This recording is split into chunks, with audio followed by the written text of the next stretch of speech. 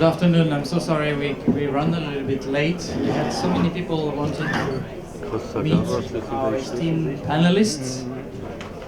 So we're getting ready here. My name is Bruno Chatelin, filmfestivals.com, and I'm here to help Anne Facérias, who runs the Festival Sacré de la Beauté.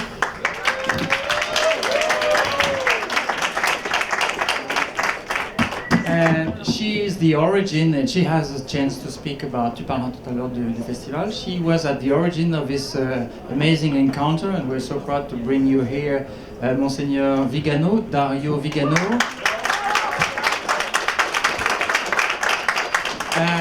This is probably the first time someone from the Vatican comes to Cannes, so it's a very moving moment. The other wonderful miracle, almost that happened with this presence, is that he convinced our friend Wenders to be with him in this panel. And sitting next on the left to Dario, I'll call you Dario if you allow me. Thank you. So next to Dario is Jesus on his left.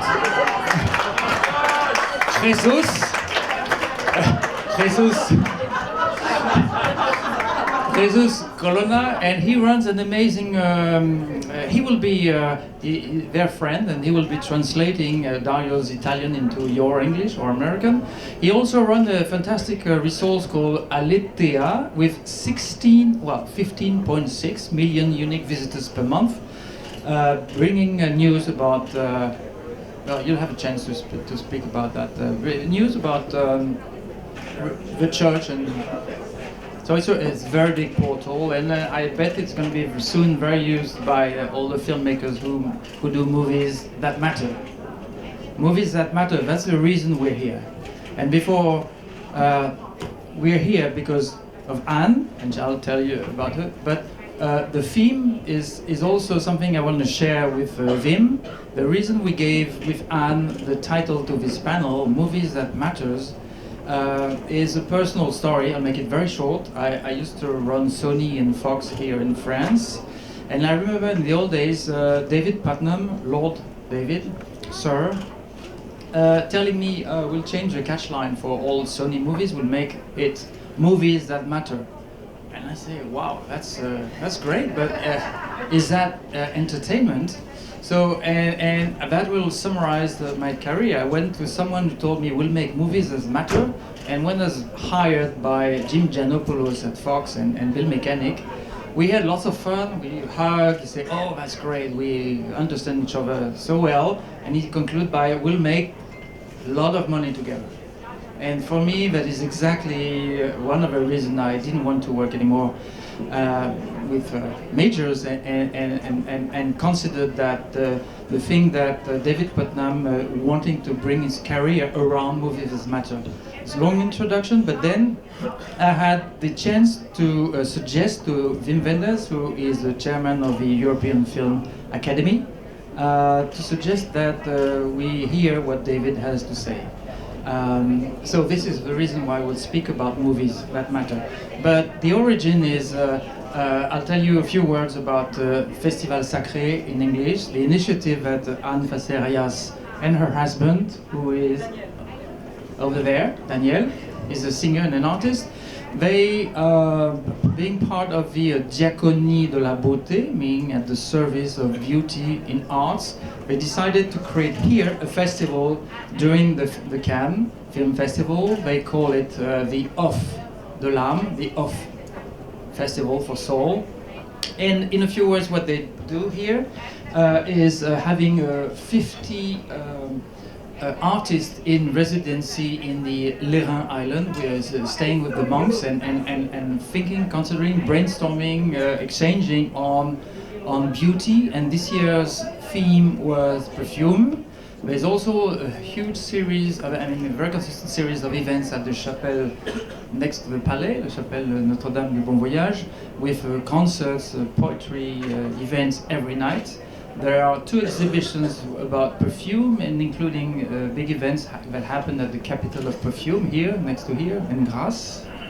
So this was all about perfume, but the highlight, in my opinion, as a film professional, is, I hope, and maybe it's selling, very high, is what we will hear about this esteemed panelists about making movies that do good, that help, so the first question will be for Anne, is congratulations for everything you did, but how did you think and how did you manage to get in contact with Dario, who is the prefect in charge of communication? We can call this communication director of the Vatican, of the Pope, so someone who is extremely busy. How did you manage to bring him here? Tell us. Comment est-ce que tu as Yes, it's possible. I speak in French.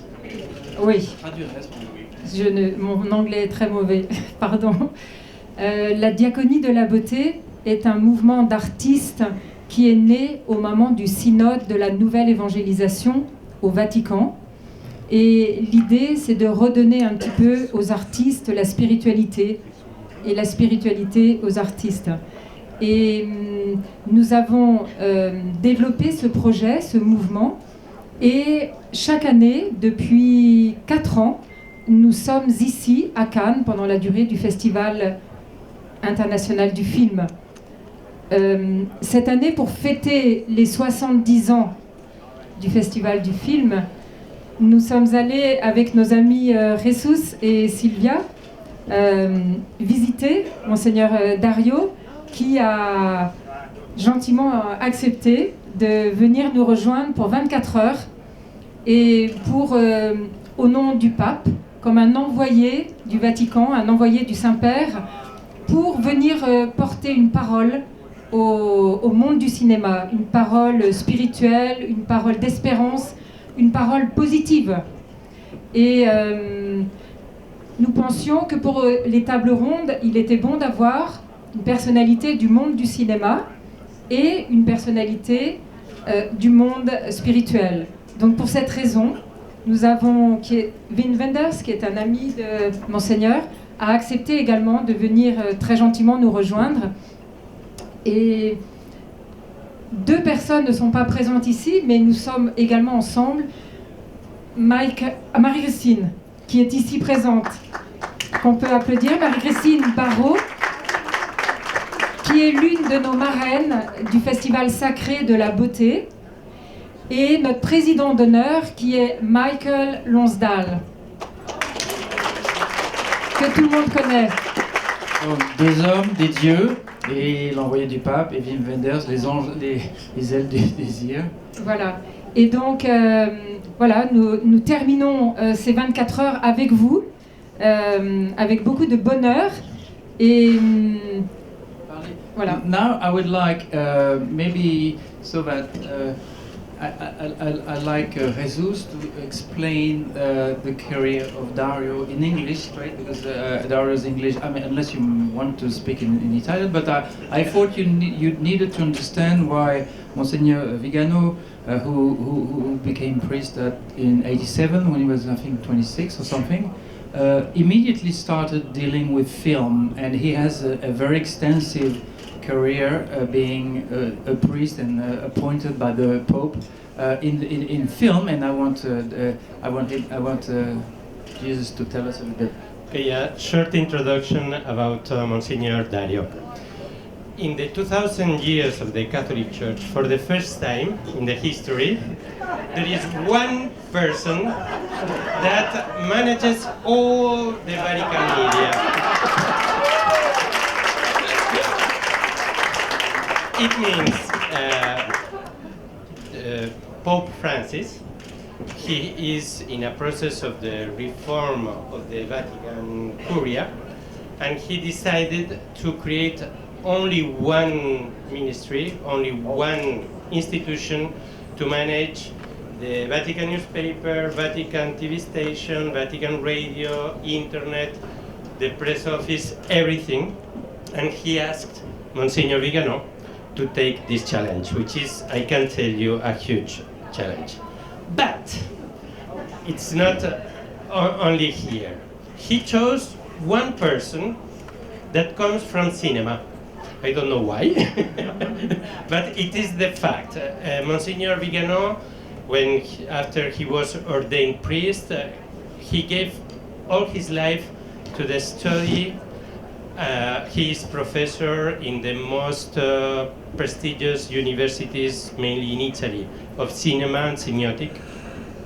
He was, before to come to the Vatican, he was the president of the Italian foundation Ente dello Spettacolo, which is a foundation that publishes reviews about cinema, interviews with actors, producers, etc.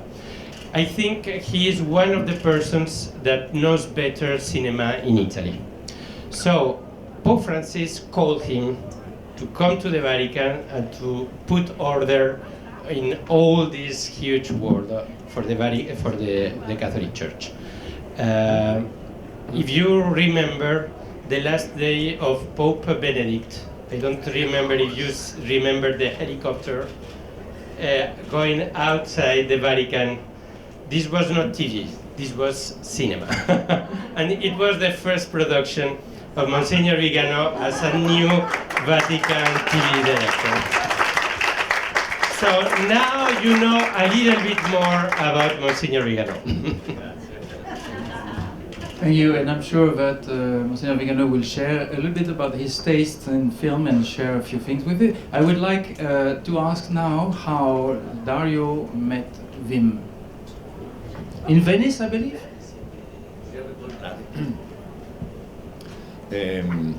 Buonasera.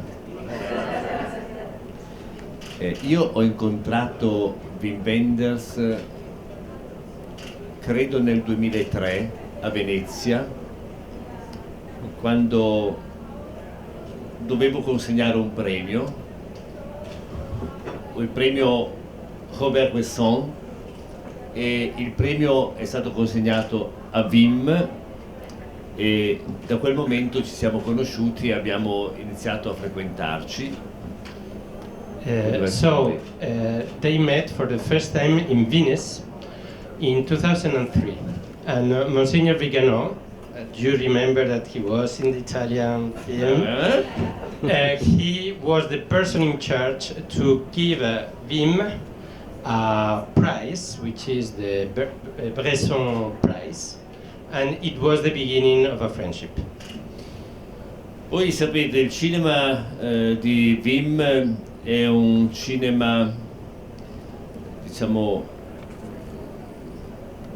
che muove molto le corde del cuore, dell'intelligenza, e mi ha sempre coinvolto molto, e quindi, diciamo, c'è stata una frequentazione diretta con lui e diretta anche con le sue opere, che parlano molto di lui, della sua passione, del suo punto di vista, del suo modo di fare e di conoscere la realtà.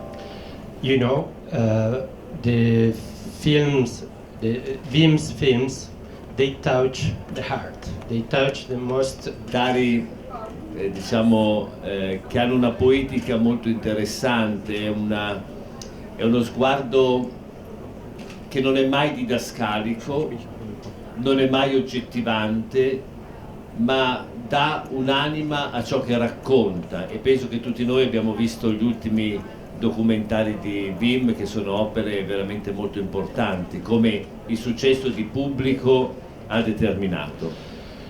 The last productions, that are mainly documentaries, they are poetry. They have a case that goes deep. They are not objective documentaries. They are poetry documentaries that go in the deep of the soul.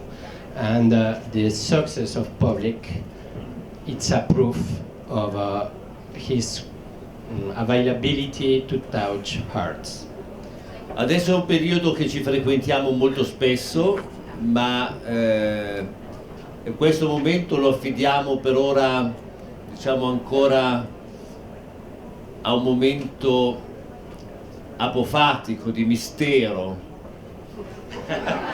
Now, in the last year, their friendship comes closer and closer, but they don't want to reveal the mystery. Dico solo però che solo una cosa, non di quella che mi hanno affidato il mistero, ma di questo rapporto, e cioè che sono talmente colpito da alcuni film di Wim che quest'anno sono 70 anni del Festival di Cannes, quindi una data importante, e credo che in una data importante si debba sempre fare una festa importante, e allora penso che quest'anno dobbiamo anche dire che tutti noi, uomini e donne di cinema, attori, attrici, registi, scenografi, sceneggiatori, appassionati, curiosi, tutti noi abbiamo bisogno di un patrono. Translate, please. So, this is a very special year because we are in the 70 years of Cannes. And when you have this kind of numbers, you need to do a big party. And for this party, Monsignor Vigano suggests one important thing. Everyone working in the cinema, producers, directors, actors, writers, everyone, lovers, we need a saint patron for cinema. We don't Ecco, allora io propongo come patrono la televisione a Santa Chiara, i pubblicitari hanno San Bernardino da Siena, ognuno ha i suoi santi. Io propongo come patroni. So, for example, in TV there is Saint Clair, which is the saint patron. For advertising there is San Bernardino of Siena. There are in many spaces, not in cinema. So for cinema, The winner is... Io propongo gli angeli. the angels.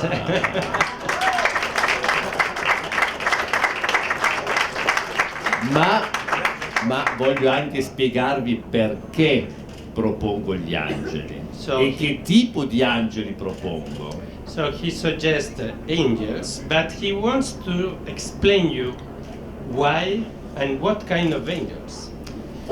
Gli angeli, come tutti voi sapete, sono fatti di luce e di movimento, esattamente come il cinema.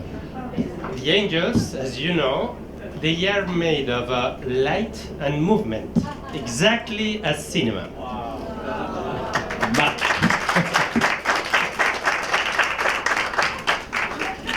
c'è un secondo motivo. There is a second reason.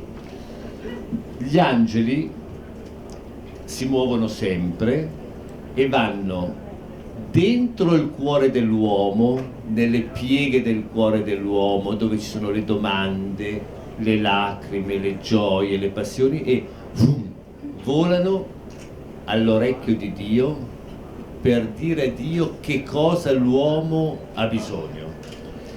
But, you know, the angels are constantly moving from the bottom of the heart of the humankind, where you can find their sorrows, their hopes, their suffering, and they go to the ear of God to show him what's happening. Dunque gli angeli che io propongo non sono quelli del cascame devozionale. So the angels that he is suggesting are not these boring angels that sometimes you have heard about them. Ma sono gli angeli che derivano dalle pagine della Bibbia. But those are the angels that the Bible talks a lot. Da Dante, dalla poesia di Rilke. The angels of Dante, the angels of the poetry of Rilke. Insomma, tutti avete capito che gli angeli che propongo sono gli angeli del cielo sopra Berlino. So you can understand that he's suggesting the angels of the wings of desire.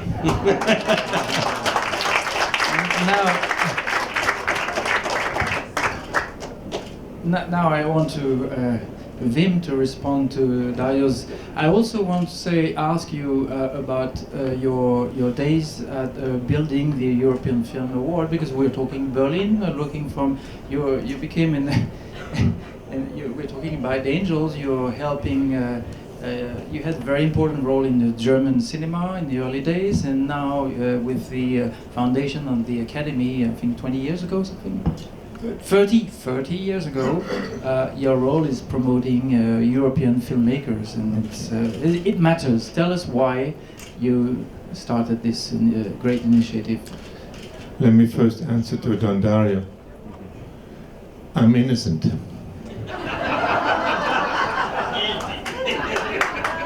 I'm innocent because, of course, I did not invent the angels. I was found by the angels. And coming up with a film in Berlin more than 30 years ago, I invented characters for a movie that were drawing a lot from, yes, the Bible and from Rilke, but I thought they were fictional characters. They were outrageously fictional. And then I made the movie. I had no clue how to make it. I made it without a script. And every day I got help, miraculously. And slowly I understood that these angels had their fingers in there, and that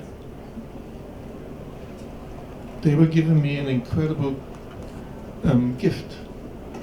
And I just could only accept that I had to receive it, and I passed it on. So I refuse any responsibility for any angel activity in this festival or anywhere else, but I was blessed to get to know them a little bit, and I hope all of you sometimes have that experience.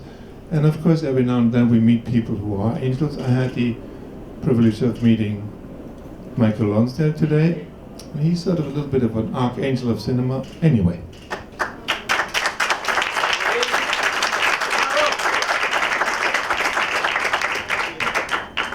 The other question about the European Film Academy, that will in fact have its 30th birthday this year in Berlin, was an initiative by 20 filmmakers from all over Europe.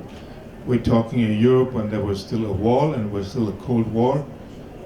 A couple of years later, we had a united Europe, and we all realized 30 years ago that we needed to be closer together, and we needed to be united, because if ever there was something like European cinema, and we all believed that existed, but it was not documented in any form of reunion or club or academy. So we realized we were a little late. The Americans had the idea 50 years earlier, and we founded the European Film Academy 30 years ago, and Ingmar Bergman was our first president, and I now have the heavy-duty responsibility to be the president of it, and happy that we've lasted 30 years, and I think happy that the Academy helped a lot to really get the idea, promote the idea that European cinema was not just an abstract idea, but is something very real, and now is represented by 3,500 filmmakers all over Europe in the widest sense possible. We have Israeli and Palestinian filmmakers as our members, and we go way into Kazakhstan, and God knows all these people who, in the widest sense, make European cinema. Thank you. Thank you.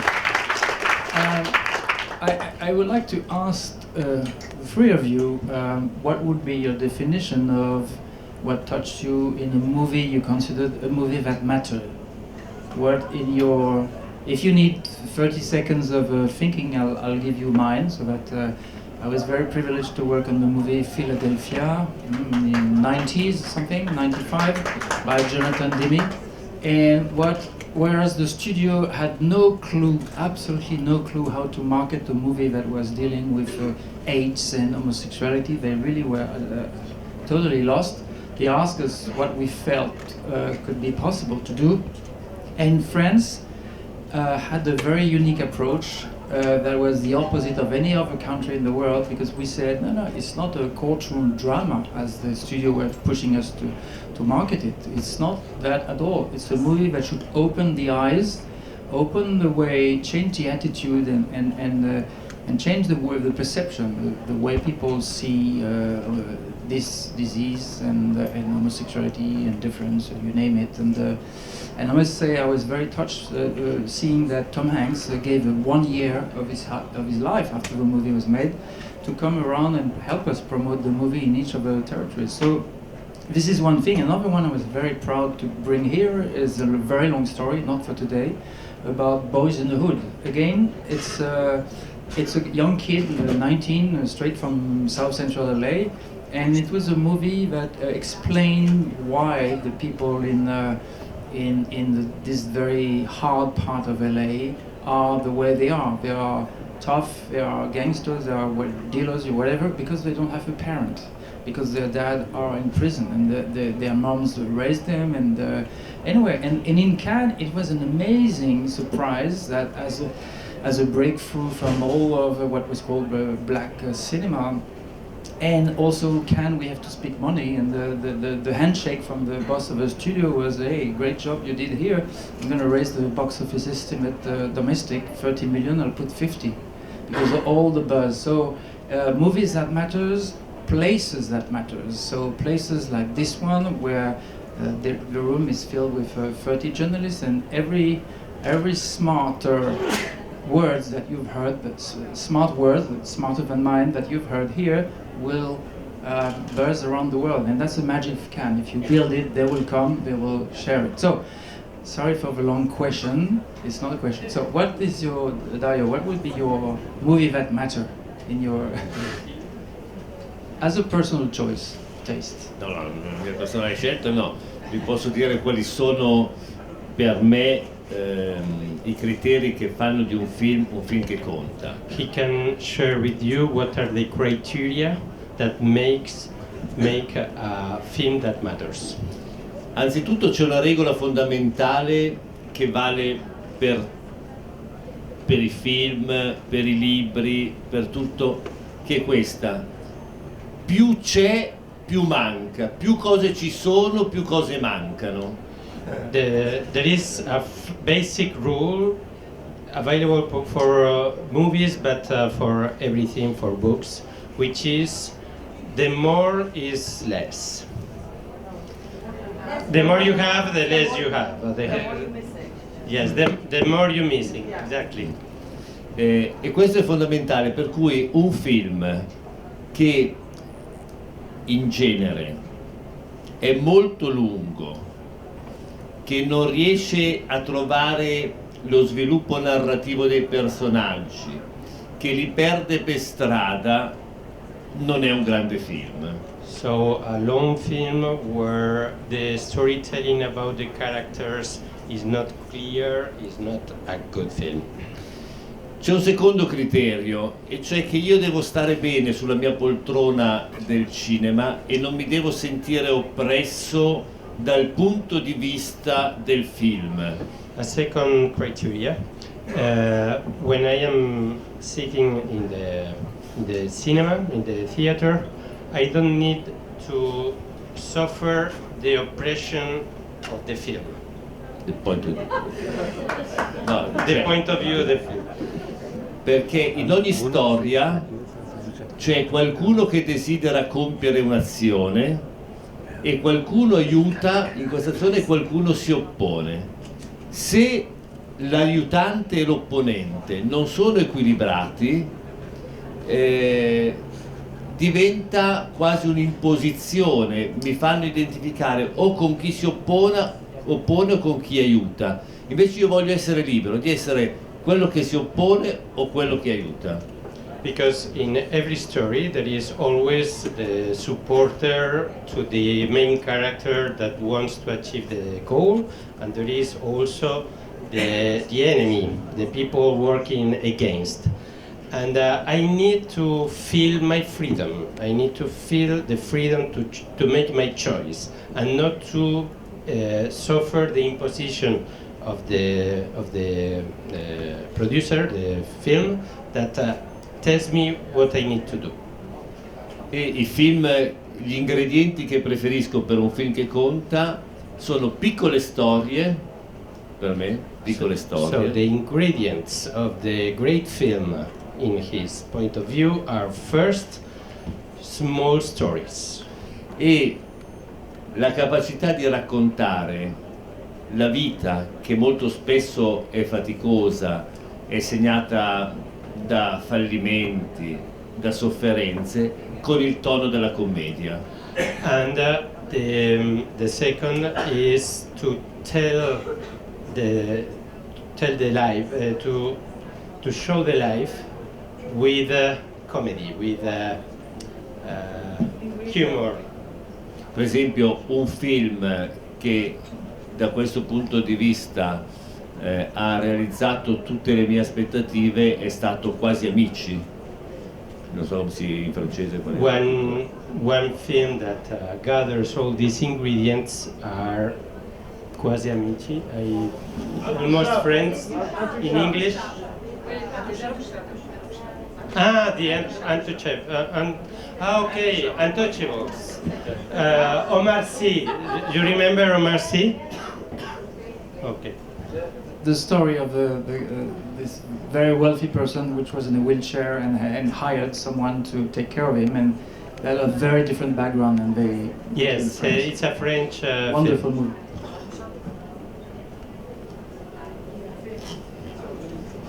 movie. Films that matter. I can only speak as a filmmaker. I can also speak as an audience. As a filmmaker, I can tell you, you cannot intend to make a film that matters. You cannot plan to make a film that matters. Because as an audience, very often you see films and you think, oh, that must be a film that matters, and then you come out and it didn't matter. And then you see films you have no idea what they're about, and you come out and they matter a lot in your life. So you cannot plan a film that matters. But sometimes this miraculous thing happens, that a film that is dear to somebody's heart, like the filmmaker, becomes dear to other people's heart, and out of a sudden the fact that it matters appears as something that you do together, the audience as well as the filmmaker, and that you feel together. So I think the only thing that matters in these miraculous agglomerations of happiness and of meaning is that you touched on something that touched the audience and that the audience needed at that moment. And that is luckily something nobody can plan, and no big studio can plan, luckily, because they would only make movies that matter. And they try, but it's a little miracle that a movie matters. And you can only say it in hindsight why it mattered, because it helped people to live better, or to understand a little better how to live. And that becomes such a complex question these days, and more complex, that every now and then in a movie, for instance the one that you quoted, you come out and you have the feeling that you understand life a little better, and you see it with other eyes. Maybe it lasts only an hour, sometimes it lasts much longer. And that is a movie that matters, if it stays with you. And luckily, you cannot plan it. I tried to plan movies that matter. I didn't really succeed. I made movies that I thought that I'm going to be bashed for, and they mattered. So you cannot plan it.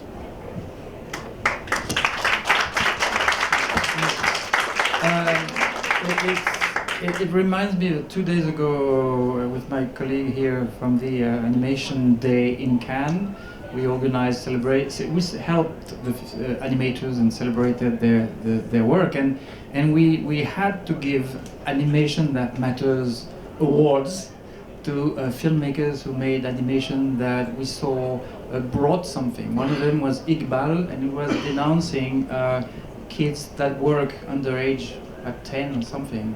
And I thought it was a very good way to tell the message, saying it's not good, and at the same time it was a funny movie. Can I just interrupt you, because I wanted to also say something that Dario said. What matters? Because what matters is not the intention. There are movies with the greatest intentions being made, and they don't fall on the ground and grow fruit. And your answer was really lovely. And my own words for this is that you see the thing that matters not because it's thrown at you, it's because you can discover it.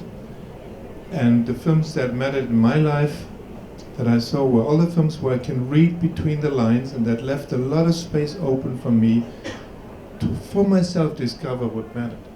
And that is a very rare art today in movies, that they don't advertise what matters, and then you just sit there and you have to say, yes, that matters. That is not the way it works. You cannot promote. Yeah, of course. I wanted to ask a question to Marie-Christine Barrault, if she would like to share with us. Yes. Yes, she like. En français, Marie-Christine, si vous voulez nous parler de ces films. Hier, dans la réception du cinéma positif, il y a eu 2 films qui ont été présentés, qui ont reçu des prix, que vous avez vus et que vous avez beaucoup aimés. On a eu la chance d'être à la table des réalisateurs d'ailleurs. Les Patients. Vous vous souvenez de Patient. Voilà. Ça, et puis il y avait l'autre. Et le film, ciel attendra. Et le ciel attendra. Donc, mais pour vous, avez-vous un film qui compte, dont vous voulez nous parler, ou des réflexions sur ce que Dario et Wim viennent de nous dire? Un film qui compte comme ça au hasard? Non, pour vous. Moi, j'ai vu un film cette année, il y a 15 jours, 3 semaines, que je pense personne n'a vu ici, qui est un film qui s'appelle À voix haute, qui a été fait avec un groupe d'élèves dans la Seine-Saint-Denis. Donc, pour ceux qui ne connaissent pas bien la France, c'est ce qu'on appelle un arrondissement extrêmement défavorisé, Saint-Denis, le nord de Paris. Et ces élèves sont tous des élèves de supérieurs, mais dans des conditions très difficiles. Et il y a un concours d'éloquence qui a lieu tous les ans, et il y a des bénévoles, des avocats, des professeurs d'art dramatique qui viennent leur apprendre à parler. Et donc, ils se présentent à ce concours d'éloquence. Et on suit pendant plusieurs mois tous ces élèves, et on voit à quel point, quand on donne à des gens, et encore plus évidemment à des jeunes, la parole, ça change leur vie. Il y a un moment, il y a un jeune étudiant qui a eu une période de sa vie où il a dormi dans la rue, il était complètement abandonné, SDF, et il disait, il avait 16 ans, et là il doit en avoir 22, 23, il dit, mais si à cette époque de ma vie, j'avais eu la parole, jamais j'aurais été dans une galère comme celle-là. Si vous entendez parler de ce film, et si vous le voyez à voix haute, c'est un chef-d'œuvre. Nous avons fêté hier avec le cinéma positif l'anniversaire de Michael Lonsdale, dont on vous parlait tout à l'heure, 86 ans. Nous avons le projet de la réalisation d'un film sur Léonard de Vinci, avec lui, comme en tant que Léonard. Daniel, juste un mot, en une phrase.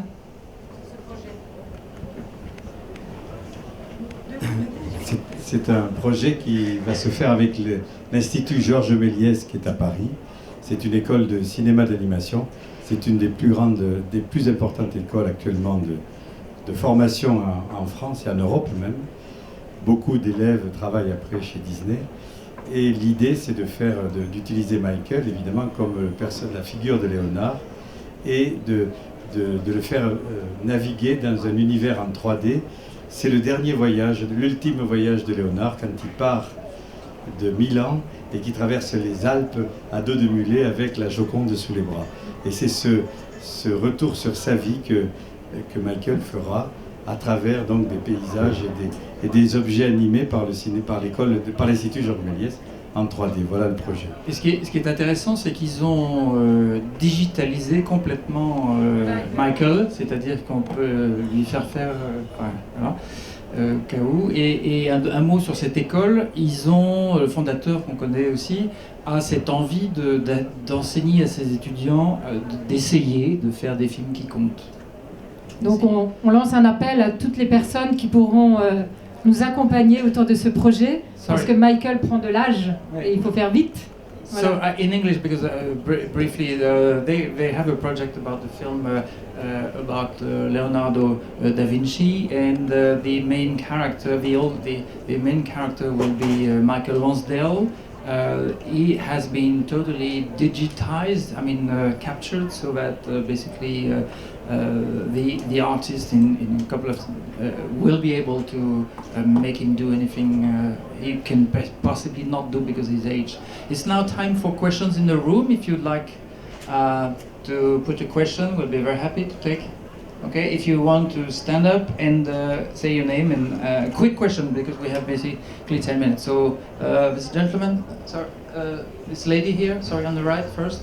Yeah. Hi, I'm a filmmaker from India. I also feel sometimes the film chooses you, like a story just chooses you. Do you feel that sometimes that you're driven to tell a story because it's so difficult to tell stories in the first place, but sometimes they So it's not a question, it's I'm asking what the experience is. She's asking me if films sometimes choose their director, and that's totally true, because if you don't feel you're the only person who can do it, if you feel somebody else could do it just as well, you better not touch it. So you really feel like that subject wants you, needs you, and you have to answer to that responsibility. You're totally right. Next question.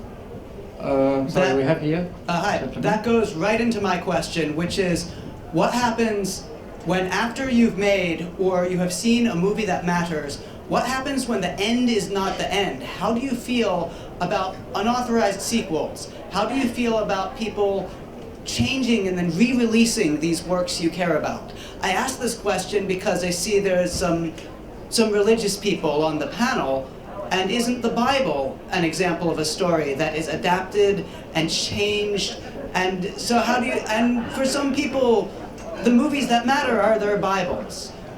What are each of your opinions on what happens when a movie is changed? Does it matter? I could go on, but let me let you answer. Well, some films are massacred, some films are misrepresented, some films are remade and they better remain unremade. Some books better remain not shot. That's true, there's some books, some beautiful books that better had stayed books. So the artistic process and the business that deals with it can be very cruel. But it's mainly out of your hands as filmmakers, so we can just try to stay truthful to what we do and sometimes try to defend the rights of the people, authors who do the work, and that's all we can do. We have a question here in front, here. For Mr. Wenders, I know that you can't talk about your documentary, but I only want to know what do you think about the figure of Pope Francis that is that matters really for all of us. That we are here also for this, for him and his work. Yeah, that's a good question. Thank you. I was approached 2013 by Don Dario if I could talk to him and if I could consider making a film about Pope Francis. And then that's exactly my first thought is I could never envision making a film about Pope Francis. He doesn't need that. We don't need a biography of the man. But as we're talking about what matters, his words matter. His words from the beginning mattered, and there was somebody who a lot of people listened to, and listened to differently than I had listened to other people. His words mattered. So I decided, finally, we talked for a long time, and I wrote a concept, and we finally decided to make a film that was about his word and about what he says. So the film is called A Man of His Word, and we're in the process of making it, and I can't talk much about it, but it's a man whose words matter, and it's not the movie that matters, it's his words that matter, and the film tries to do justice to why his word is important today in a world where a lot of people say a lot of bullshit.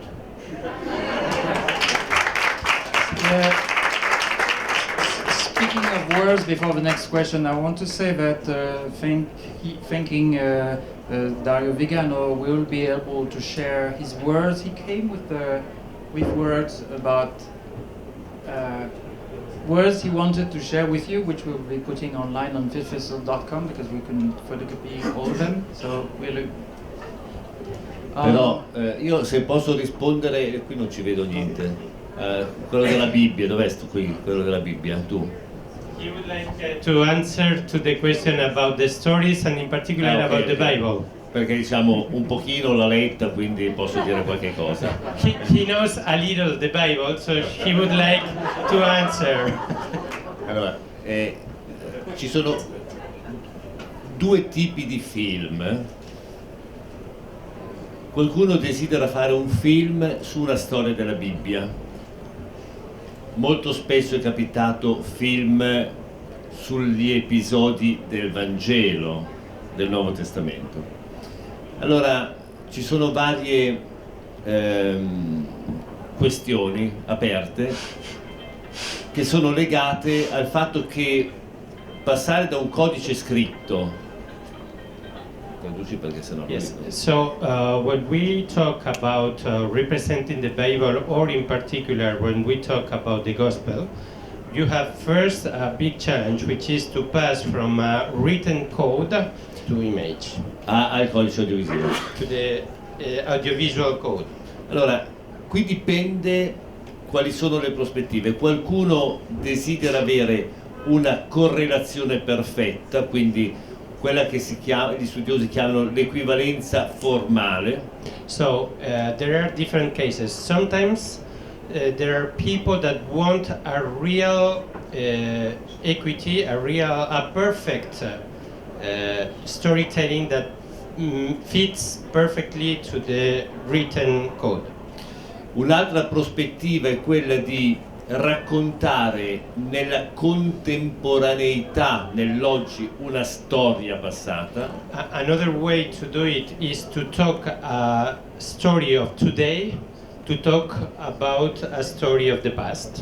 La terza prospettiva è quella di tradire totalmente il testo, come, non vi dirò mai il titolo, come alcuni film, per esempio su Gesù, e non è Pasolini, come alcuni film su Gesù e non è Pasolini hanno fatto.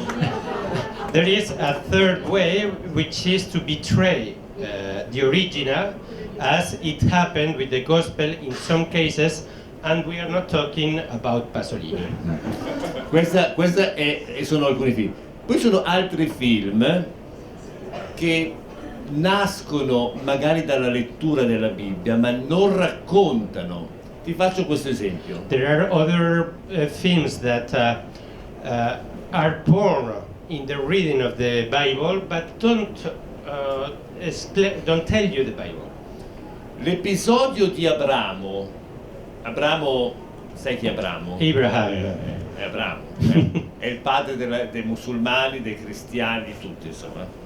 Abramo a un certo punto lascia la terra, pensa di essere arrivato dove Dio gli ha detto, ma arrivano altri e lui deve andare in Egitto, deve scappare in Egitto. So the case of Abraham, he does his pilgrimage, he comes to a country, he thinks that this is the country that God promised to him, but there are other invaders and he needs to go to Egypt. Prima di entrare in Egitto, Abramo dice alla moglie, che è bellissima, la moglie di Abramo è una bellissima donna, dice: quando entriamo in Egitto, tu non dire che sei mia moglie, ma di che sei mia sorella.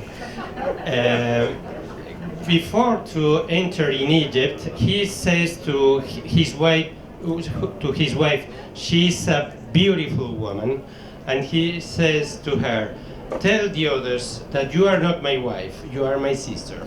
Perché? Perché se il faraone sa che tu sei mia moglie, mi uccide per prendere te.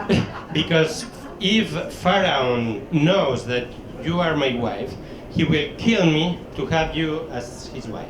Quindi Abramo elimina l'alterità, la donna rispetto all'uomo e l'alterità. Abramo elimina l'alterità per l'autoprotezione, per paura di sé. L'altro fa paura ad Abramo. So Abraham cancels the other because he fears his life because the other.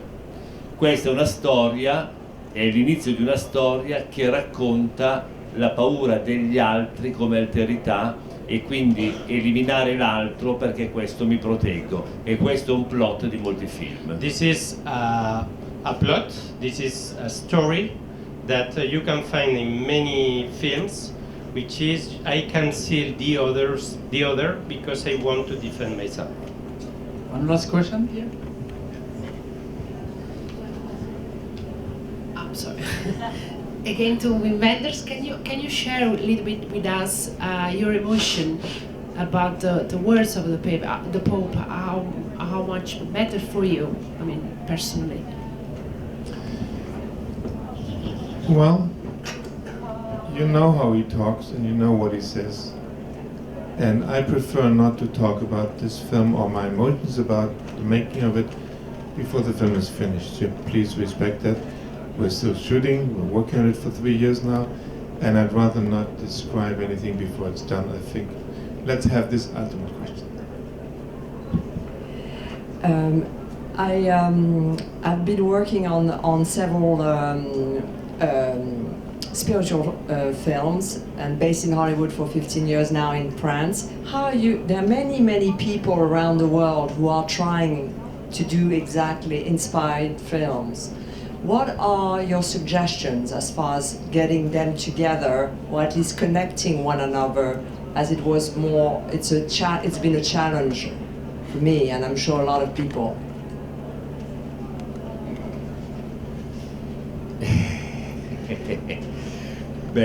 Io credo che certamente uno deve leggere tanto per poter scrivere bene. First, someone needs to read a lot to write well. Perché io ho letto molte sceneggiature quando ero nella commissione del ministero e devo dirvi che a volte i film non si fanno ed è una fortuna. Because he has read a lot of scripts in the Italian ministry and sometimes you are happy that the film is not done. Ma però sulle storie religiose, diciamo, io credo, per il mio gusto e per me, per il mio punto di vista, è sempre bene costruire film che danno una grande passione dell'umano, perché è difficile definire un film religioso quando c'è un immaginario religioso. Faccio un esempio. Il film di Ken Loach che ha vinto la Palma d'Oro lo scorso anno, per me è un film tremendamente religioso, perché la questione della dignità del lavoro fa parte dell'esperienza costitutiva dell'essere uomo. On the case of spiritual or religious films, his advice, counsel is to be really human. And there are some films that are very human, as this Kieślowski film, that are deeply religious because they touch the heart. Monsignore, it's the light. The Catholic Church has a long history of putting unwishful content on an index, and now you replace this work with a more positive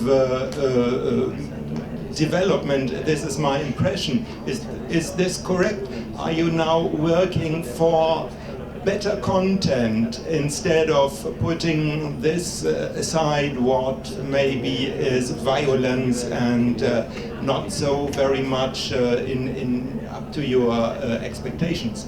Grazie della domanda, perché la domanda mi permette di dare questa risposta, che quando passa il tempo noi diciamo che è un peccato perché vediamo le rughe, i nostri anni aumentano, invece in questo caso il tempo che passa ha reso la Chiesa più capace di dialogo e quindi per fortuna il tempo passa. So thank you for this question, because it gives him the opportunity to say that the more the time goes on, sometimes we say we are more ugly, but in the case of the church is different because the years are making a church which enters in dialogue, in particular in dialogue with the cinema. È come con il vino, più il tempo passa, più il vino diventa buono. So it's the same as wine, older, better.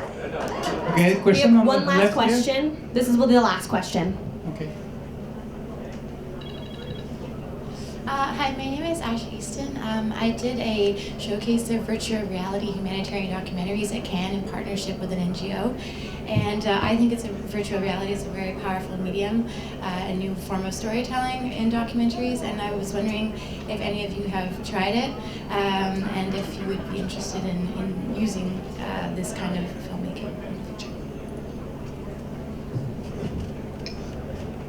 The question was about virtual reality, and she's involved in a project. I've tried it, yes. I'm not sure it's a great medium for storytelling. Maybe somebody will prove the opposite. And I like technology. I like all new technology. I like 3D when it came up. Virtual reality has, for me, one default. It makes people a little lonelier. And I once found myself in a screening room with lots of people seeing the same film, and I must say I was so alone there. And I started to bump into my neighbor because I turned this way and he turned this way.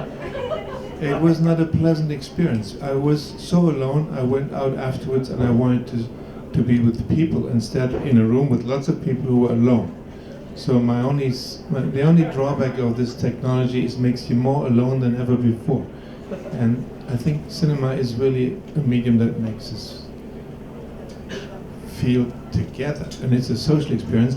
And virtual reality, unfortunately, so far is not a social experience. So let's all be together outside because we will have to wrap this. I want to very deeply thank the American Pavilion for having us here.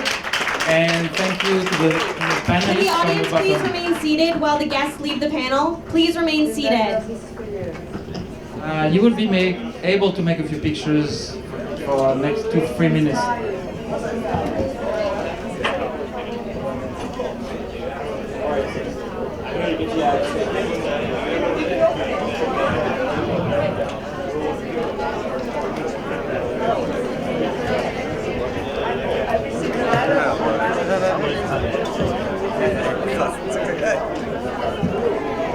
Der Mönch, praktisch. Der Mönch.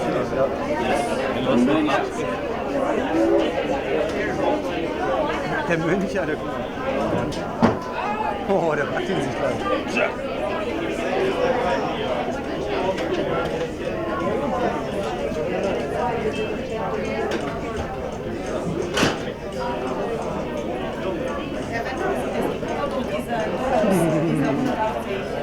Diese Kino, allein. Das ist die andere Geschichte. Das ist also gleich mal daran ist wichtig.